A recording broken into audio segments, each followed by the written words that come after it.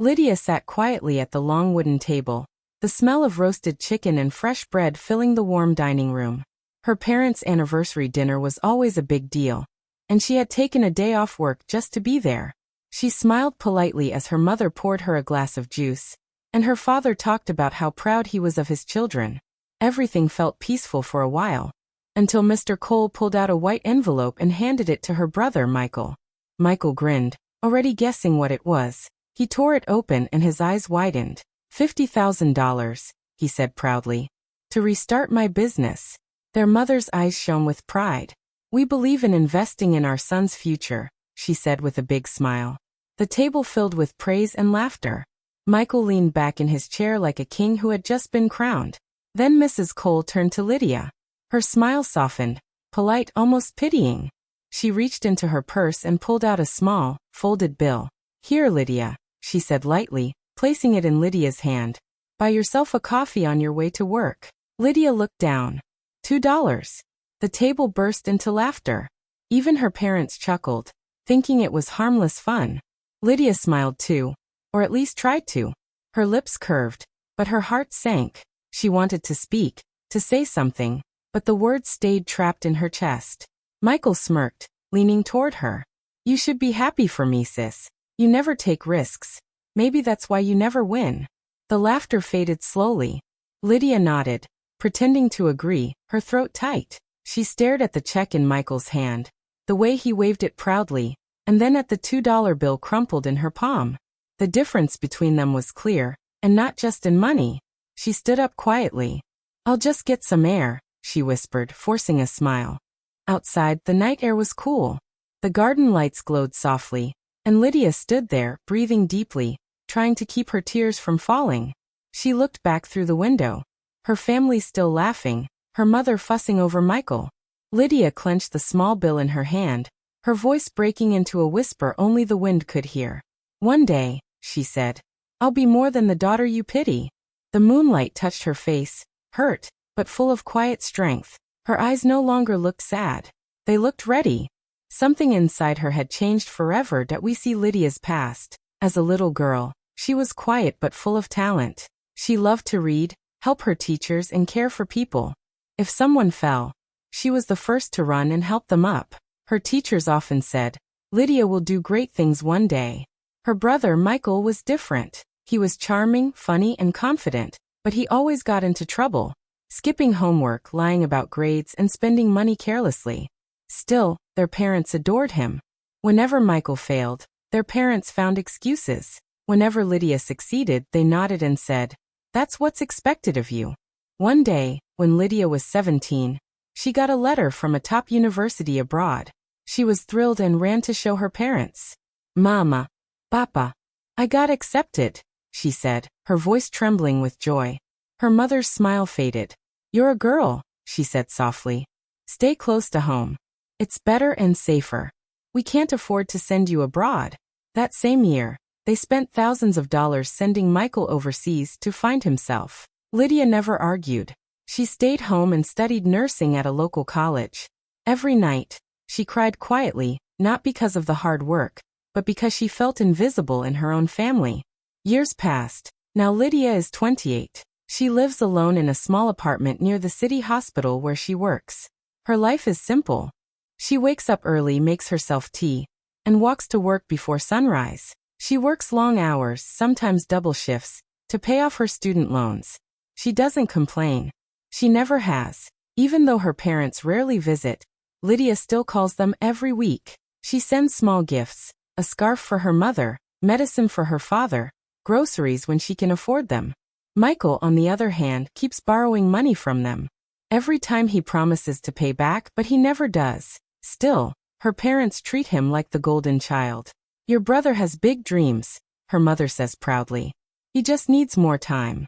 Lydia smiles politely and says nothing. She knows her brother doesn't need time. He needs responsibility. One rainy evening, after a long day at the hospital, Lydia sits on her couch with a cup of tea. The phone rings. It's her mother. Her mother's voice is shaking. Lydia, it's Michael. He's been arrested. Lydia stands up quickly. What? Arrested? For what? Fraud. Her mother cries. They say he took money from people. We don't know what to do. You work at the hospital. Maybe you know some lawyers? Please help your brother. Lydia closes her eyes, feeling a deep tiredness in her chest. All her life, she had been the one to clean up the mess, the one to fix what others broke. She looks at her phone, her mother still crying on the other end. Part of her wants to say no, to let Michael face the results of his choices. But another part, the kind heart that never stops caring, can't ignore her family's pain. I'll see what I can do, she says softly. She ends the call and sits in silence, staring at the wall. The sound of rain against the window fills the room. Her hands tremble slightly as she picks up her bag and starts gathering her things. She knows this is not just about helping her brother. It's about facing her family again, the same people who once gave her $2 and a smile while giving Michael everything else. Deep inside, she feels something shift, a mix of sadness, anger, and strength. This time, she tells herself, things will not stay the same. Lydia went to the police station the next morning. Her hands were cold as she held her umbrella, the sound of rain splashing on the pavement. She had barely slept. Inside the station, the air smelled of old paper and coffee. People moved quickly, officers, lawyers, worried families. When she reached the front desk and asked about her brother, a man turned around. It took her a second to recognize him. Tall, calm, with kind eyes. Lydia Cole, he said in surprise. It's been years. She blinked, trying to place the face. Then it clicked. Daniel Reed? From high school. He smiled. That's right. I'm a defense attorney now. I'm handling your brother's case. For the first time that day, Lydia felt a small sense of relief. Someone familiar. Someone kind. But Daniel's expression grew serious as he led her to his office. Lydia, your brother's charges are serious, he said gently. Money laundering isn't a mistake. There's evidence, bank transfers, fake accounts. This could destroy his career and reputation. Lydia's heart sank. She remembered her parents' desperate voices on the phone. Please help your brother, her mother had begged. And now, hearing this, she knew they had no idea how deep the trouble really was. Is there anything we can do? Lydia asked quietly. Daniel sighed. He'll need a strong defense, and that won't be cheap. The retainer fee is $10,000. That night, the Cole family gathered in their living room. Her parents looked tired and scared. Michael sat on the couch, his face cold and proud, as if nothing had happened. Lydia, her mother said softly, reaching for her hand. Please, just this once. Help your brother. You work at the hospital, you have savings. We'll pay you back. Lydia looked at them. Her savings were meant for her master's degree, the dream she had built quietly for years. She had worked extra shifts, skipped meals, and saved every cent. Now they wanted her to give it away, again, for her brother. She wanted to say no, but when she saw her father's worried face, she couldn't. All right, she said finally. I'll do it. Her mother hugged her with tears in her eyes. You're our blessing, Lydia. But Lydia didn't feel blessed. She felt empty. A few days later, Daniel filed the papers, and Michael was released on bail. When Lydia went to pick him up, she expected at least a thank you. Instead, he smirked. Don't act like a hero, Lydia, he said coldly. You didn't do this for me. You did it to look good. Her chest tightened. She opened her mouth to reply, but no words came out. He walked away, leaving her standing alone in the hallway. Daniel watched the scene quietly. As they stepped outside, he said softly, You deserve better than this. Lydia gave a weak smile. It's fine. I'm used to it. He stopped and looked at her. No, it's not fine. Stop setting yourself on fire to keep people warm. The words hit her harder than she expected. For a long moment, she stood there, staring at the wet ground, her reflection trembling in the puddles. That night, as Lydia lay in bed, those words echoed in her mind. Stop setting yourself on fire to keep people warm. She realized how many times she had burned herself, her dreams, her savings, her peace, just to save the same people who never saw her worth. Something inside her began to change. She promised herself that from now on, she would stop chasing their approval. She would stop begging to be loved by people who only remembered her when they needed saving. And for the first time in her life, Lydia allowed herself to think, maybe I deserve to be free. Months passed, and things only got worse. Michael's case grew heavier every week. More people came forward, claiming he had taken their money, The police found new evidence: fake accounts, false signatures, missing funds. The news spread through their town, and soon everyone knew that the Cole family's son was in serious trouble. Their parents were falling apart. Mr. Cole, once strong and proud, began to look tired all the time. His hair turned grayer, his hands shook, and he often sat in silence staring at nothing. Mrs. Cole spent her days calling lawyers, begging anyone who would listen to help her son. Lydia watched quietly from a distance. She still worked long hours at the hospital, sometimes coming home when the sun was already rising. Her life was hard, but steady. She saved every penny she could, trying to rebuild the money she had lost helping her brother. Whenever she visited home, her mother barely looked at her. When she tried to explain that there was nothing more she could do, her mother snapped, "If you were a real daughter, you'd fight harder for your brother." Those words cut deep. Lydia bit her lip to keep from crying. She had spent years helping them, and now she was being called heartless. Daniel was the only one who noticed how tired she truly was. He often met her for coffee near the hospital, bringing her small things like sandwiches or fresh flowers. "You spend so much time fixing everyone else's life," he said once. "When will you fix your own?" Lydia smiled weakly. "I don't even know where to start." "Start with yourself," Daniel said kindly.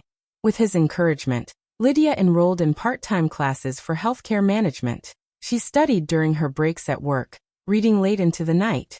Slowly, she began to dream again. Not about escaping her family, but about building something that truly mattered. Daniel and Lydia grew closer over time. Their friendship was quiet but warm. Sometimes he'd wait for her after class, and they'd walk together under the streetlights, talking about life. His calm voice made her feel safe in a way she hadn't felt in years. Then one cold night, everything changed. Lydia's phone rang while she was reviewing her notes. It was her mother, crying so hard she could barely speak. "Lydia, it's your father. He's gone. He had a heart attack." The world seemed to stop. Lydia dropped her pen. For a moment, she couldn't breathe. The next day, she rushed home. The house felt different, darker, colder. The sound of weeping filled the air. She stood beside her father's coffin, tears streaming down her face. All the anger she had ever felt disappeared in that moment. All she could think was how much she wished she had one more chance to talk to him. At the funeral, people came to give their condolences, but Mrs. Cole didn't look at her daughter once. When most of the guests had left, she turned to Lydia, her face full of bitterness. "If you hadn't turned your back on us," she said sharply, "your father wouldn't have died in shame." Lydia stepped back as if struck. "Mom, that's not fair." "Fair?" her mother spat. "You could have done more. You just watched him break while you chased your career and your books." Lydia's heart broke. She tried to explain, but her mother turned away. Later, after everyone had left, Lydia sat alone on the church steps. Daniel found her there, sitting quietly in the cold, her hands trembling. "I don't know how much more I can take," she whispered. "I tried to do the right thing, but no matter what I do, it's never enough." Daniel sat beside her, his voice gentle but firm. "You can't save people who enjoy drowning," he said. "Sometimes, no matter how much you give, they'll still pull you down with them." Lydia looked at him, tears filling her eyes. "Then what am I supposed to do?" "Live," he said simply. "Live for yourself this time." For the first time, Lydia didn't argue. She just nodded.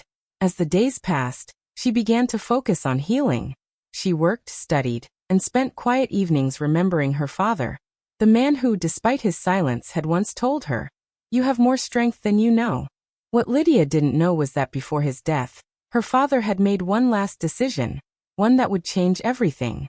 Hidden in his lawyer's office was a sealed envelope. Inside was his will, and in it, the truth of how much he had truly seen and understood his daughter's quiet sacrifices. The day that envelope would be opened was coming soon. And with it, the moment Lydia's life would finally turn out a few weeks later. The Cole family gathered at the lawyer's office. The air was thick with tension. Lydia sat quietly in the corner, her hands folded on her lap. Her mother sat beside Michael, who looked overly confident, tapping his expensive watch on the table. Daniel Reed walked in with a calm, professional expression. He was handling Mr. Cole's estate. Lydia's heart beat fast. She didn't know what to expect. Her mother had already made it clear who she thought deserved everything. Mrs. Cole gave a small, proud smile as she looked at her son. Your father worked hard for you, Michael, she whispered. He knew you'd carry on his name. Michael grinned, adjusting his suit. Of course he did. Lydia kept her eyes on the floor. She wasn't there for money. She just wanted closure, some peace after everything that had happened. Daniel sat down, opened a thick brown folder, and spoke in a clear voice. As executor of Mr. Cole's estate, I will now read his final will and testament. The room went silent. Daniel began reading. To my son Michael Cole, he said, pausing briefly, I leave my collection of cufflinks, symbols of responsibility I hope he will one day earn. Michael blinked. What? Daniel continued before anyone could speak. To my daughter Lydia Cole, I leave my home, my life insurance and all remaining savings. She has proven herself worthy of trust. The room exploded in shock. Mrs. Cole jumped to her feet. That can't be true, she screamed. He would never do that. My husband loved his son. Michael's face turned red. You manipulated him, Lydia, he shouted, slamming his fist on the table. You turned him against us. Lydia stared at them, speechless. Her throat felt tight. She hadn't done anything. She hadn't even known her father had written a will. Daniel raised a hand calmly. Please sit down. There's one more thing. He pulled out a USB drive and connected it to the screen in front of them. A video began to play. It showed Mr. Cole sitting in his favorite armchair. His voice was weak, but full of emotion. If you're watching this, he said, it means I'm no longer with you. There are things I should have said a long time ago.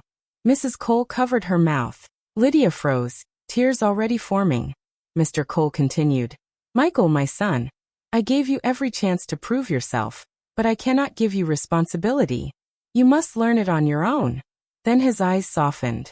Lydia, my quiet, steady girl, you gave even when you had nothing.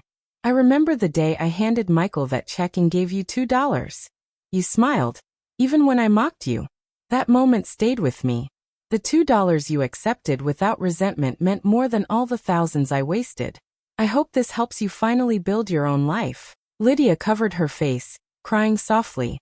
Mrs. Cole stood frozen, unable to move. Her lips trembled as she whispered, No, he wouldn't. Michael jumped up, his chair scraping loudly.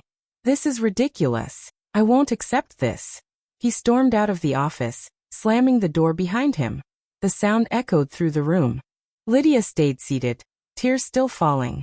She didn't know what to say. For years she had been invisible, unappreciated, but her father had seen her after all. Daniel switched off the screen and looked at her gently. He meant every word, he said softly. Lydia nodded, wiping her eyes. He remembered. Her mother sank into her chair, silent now. The pride and arrogance in her eyes were gone. She looked lost, smaller somehow. I don't understand, Mrs. Cole whispered. All these years I thought, she stopped mid-sentence, her voice breaking. Lydia looked at her, a mixture of sadness and compassion filling her heart. She didn't speak. She simply reached for her bag and stood up.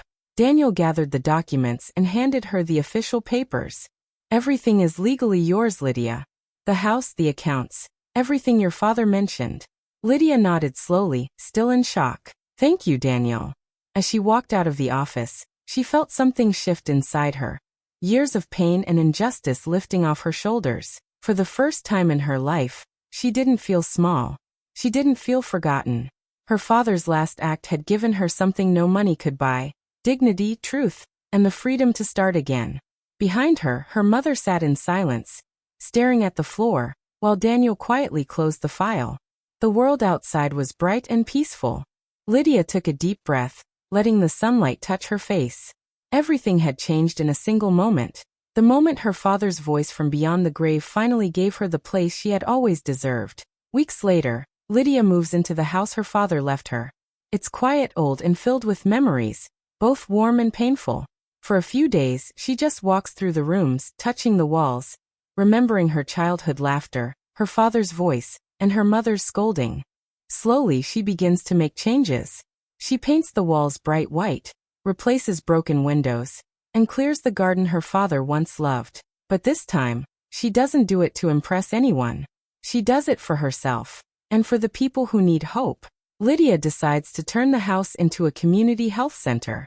Not a fancy hospital, but a warm place where anyone can come for free medical help.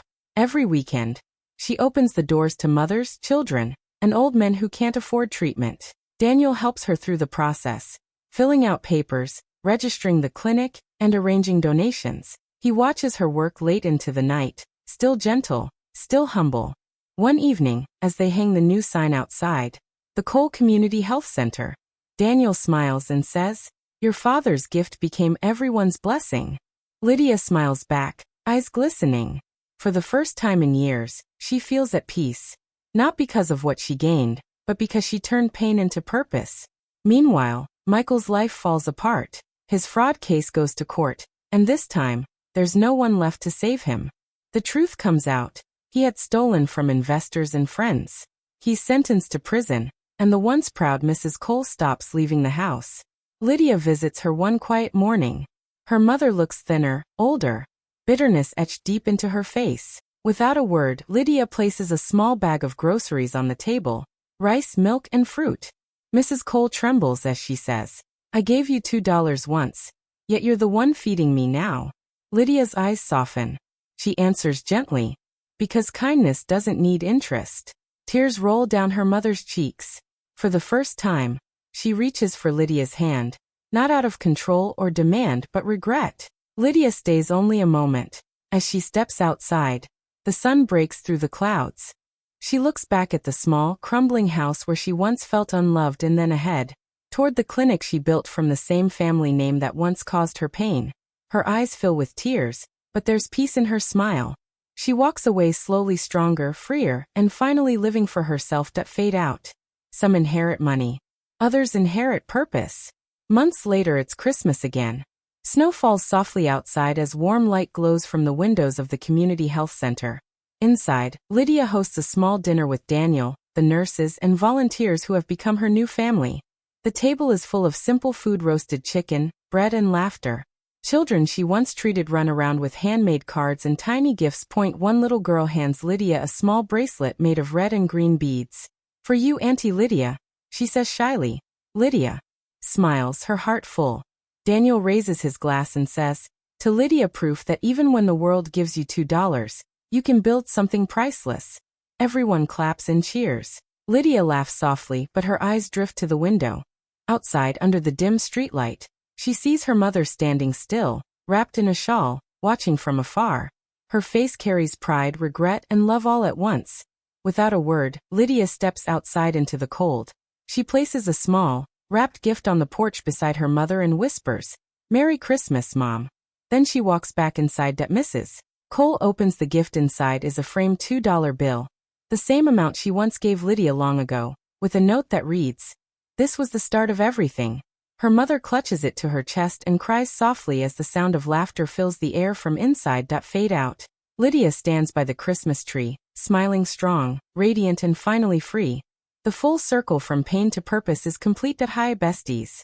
Thank you so much for watching till the end. If Lydia's story touched your heart, please like, comment, and subscribe for more emotional life stories. See you in the next one. Bye.